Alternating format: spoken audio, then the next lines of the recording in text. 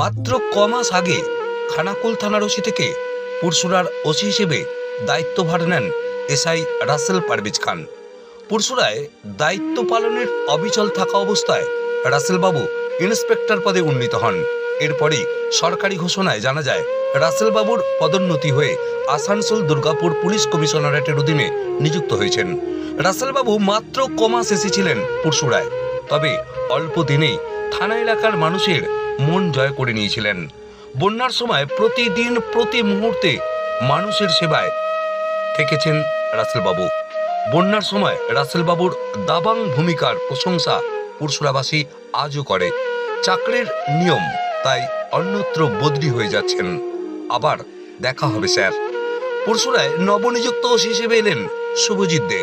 বিদায়ী ইন্সপেক্টর রাসেল পারভেজ খান ও নবনিযুক্ত ওসি শুভজিৎ দেকে সংবর্ধনা জানালো যুব মিলন ফাউন্ডেশন। দেখুন সেই ছবি। পুরসুরা থেকে নিজস্ব সংবাদদাতা রিপোর্ট, নিউজ 7 সকাল লাইভ।